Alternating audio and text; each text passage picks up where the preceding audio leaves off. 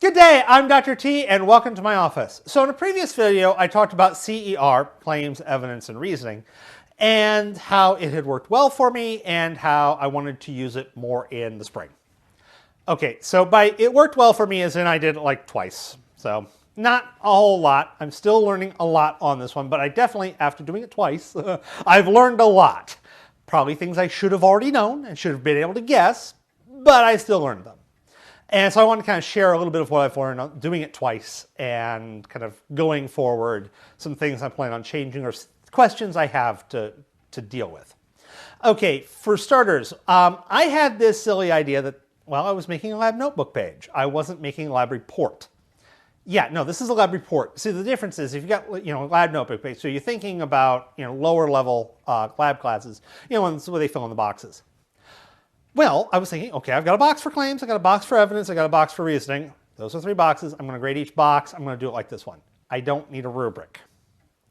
Wrong. I need a rubric. This is a lab report. This needs rubrics. So I definitely grabbed a rubric partway through grading the second one. I had to regrade a few of them, but it really made things a lot better. You go online, Google CER rubrics. There's a bunch of them. I'm not going to show you mine because it's probably going to evolve. Once again, I've only used it once. But they're all basically kind of on the same lines, claims, 4 boxes going between there isn't anything here to it's really good, evidence and results, kind of same thing. I was using a 3-box system, basically 0 points, half points, or maybe not necessarily half, and then full points for the thing. I think I'm going to do probably a 4-box system, kind of subdivide the does not meet expectations, but isn't garbage category. So kind of subdivide that between, it's like really doesn't meet expectations and it almost meets expectation. But I also want to kick up the expectations, especially for evidence. So what I've been seeing kind of in the past, but haven't really been focusing on, is students quite often view evidence as raw data. And there's kind of a disconnect between the evidence as just raw numbers and then the claim. One of the classics ones I keep running into, I've got a lab where the students make a standard curve and then they test a sample and then they determine the concentration of the sample. And what students will do quite often is they will collect the data for the standard curve and then they will go home and they'll make the standard curve and they won't understand that they haven't even started the question. And it's like, well, what do I do with this? I made my curve, I'm done. Like, no, you're not. You haven't answered the question. What's concentration of the solution? What solution? The one you should have tested that you didn't. So, of course, that's one where I've tried doubling down on, but it's kind of hard. It's like, okay, people, this is the goal. I said this was the goal. You forgot that was the goal. But this is actually why I want to do CER, is to try and keep the goal in mind. Because students are forgetting the goal of doing the research, going through the motions without thinking for the goal. And so I'm hoping this will help students get beyond that one, move from the motions into actually why we're doing stuff.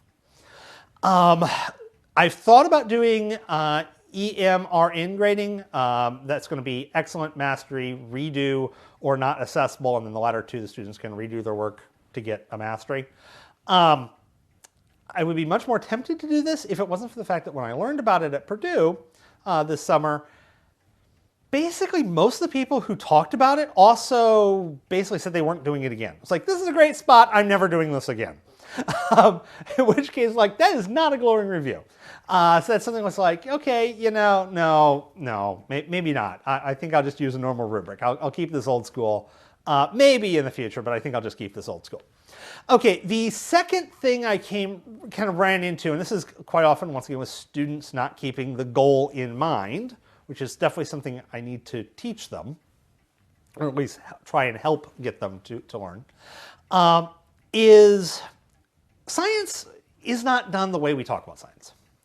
Quite often we talk about, scientific method. Form a hypothesis, look at the data, form a hypothesis, do an experiment, reflect upon the data, form a new hypothesis, do a new experiment.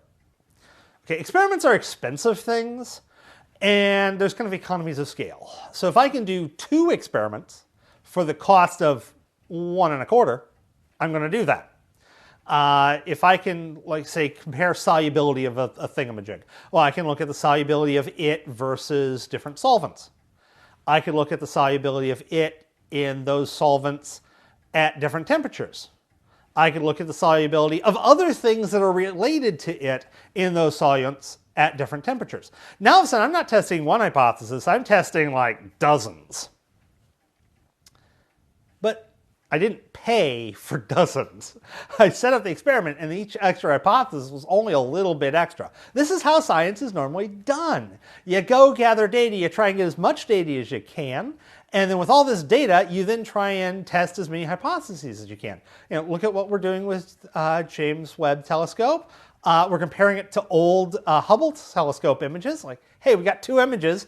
Hey, let's line them up. Let's get as much information because we already paid for the one. This is very classic, especially in things like physics and astronomy. Look at all that's being done on CERN. You fire up the accelerator, smash particles together, and now we're going to get half dozen papers off of one particle slamming into another. Because you're trying to get as much information, as much data out of the one event, because that was ridiculously expensive. We don't usually convey how big a deal cost and time is in science. It's not free. This is expensive stuff. Just wait till you try and buy chemicals. So I want to convey that. So quite often a lot of my labs, the ones I've written myself, will be like, okay, we want to test these two things. And what I see is the students aren't really keeping the end in mind, and quite often they'll look at one. So what I found was I was getting a claim instead of two or three, where I needed two or three claims, because there was two or three different hypotheses that they were testing, but they were only giving me the claim for one. They were giving me the evidence. The evidence was typically raw data. So this is another one I need to really focus on. Raw data isn't evidence. You need to process data. A pile of numbers doesn't tell you anything. You need to process that. It might be making the standard curve, might be doing some averaging. And I really need to focus in and double down on that one as well. Because a lot of the evidence I was getting is like, here's a random table of raw data. That's not evidence. That's raw data. It's just like raw cookie dough. It's not cookies. It's something else. So yeah, a couple areas I need to focus in on. And I think doubling down on this is the way I need to go for a lot of these. Now, when it comes to the multiple hypotheses, this is why I'm a little bit torn, because that is how science is done. Science is multiple hypotheses at once because cost is a thing. Time is a thing. You don't have time to redo this. We generally say it's called research for a reason, but no, if it's a high-dollar, high-stakes item, you get one shot. So you're going to get as much as you can get out of that. So I don't want to be continuing this myth of one hypothesis, one experiment. But I also realized that it's not necessarily pedagogically the most valuable to try and focus on multiple different things at once. Multitasking is its own skill, and it's probably maybe too advanced. So I'm really torn on how I want to deal with this one. Do I want to go with the more pedagogically effective approach that pervades this myth about science, or do I make sure to avoid that myth but go with a pedagogically ineffective approach? I'm torn on this one. The part that keeps hounding me, though, is you never teach something wrong. It's harder to unlearn. So purveying myths is a really bad thing. So I'm kind of torn on this. I think the CER is going to help. I think if I break down the CER and make it much more clear of, okay, folks, you are testing multiple hypotheses. Here's your first one, do CER on the first one. Here is your second one, do CER on the second one. Yes, your evidence is going to overlap a bit. That's by design because it's a lot cheaper. So I'm hoping that will be a way of, deconflicting this problem. But yeah, otherwise, once again, it seems to work well. I'm probably going to have students working in groups, at least in some parts, for the CER. Because it's kind of actually built into the SWH and ADI models is a collaborative approach. Working as a group, collaborating, working on ideas, there are advantages to group work, as obnoxious as it is, but working with a group is an important soft skill. Unfortunately, freeloaders are a thing. So I'm thinking about doing that. It also has the advantage of mitigating grading. And what I did find on the CER is that it can definitely be, especially pre-rubric, can definitely take a while to get this graded. I'm also probably not going to collect it in class anymore. I'm probably going to have them upload it to the learning management system. That way the rubric is just built into the LMS, so I don't have to have a separate rubric and try and shuffle around that. And they get their feedback a little bit quicker, but also give them a little bit more time to work on this. So maybe if they have a little bit more time to process some data outside of class. Because if you look at SWH and ADI, those are all like multi-day events. It's quite often using 2 or 3 class periods for this.